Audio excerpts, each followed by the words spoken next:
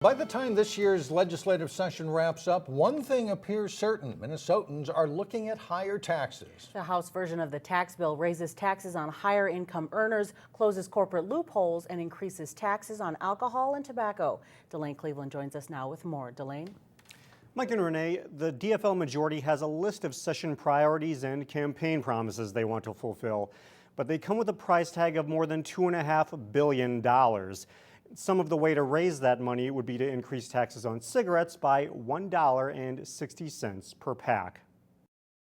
Very few revenue generators have tremendous public health benefits, but raising tobacco prices is one thing that does. Tobacco use is impacted by price. Cheap tobacco products are particularly attractive and more accessible to youth. Raising the price will keep these deadly products beyond their reach.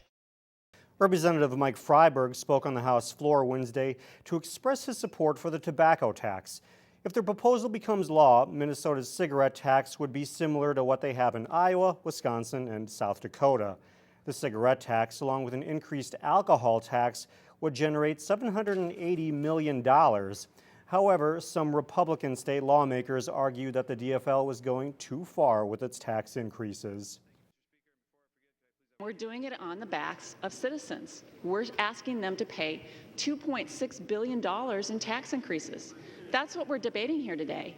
You're growing government by over 11%. That's a huge increase in spending that we're talking about. And we're doing it at a time where folks don't have any extra cash on hand.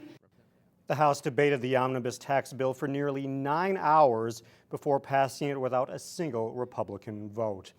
The $2.5 billion in tax increases would pay back the $850 million owed to schools, erase the state's projected $627 million budget deficit, and provide some property tax relief. Meantime, the Senate is debating a significantly different tax plan. State lawmakers will likely spend the final days of the session negotiating a final budget agreement. Mike and Renee?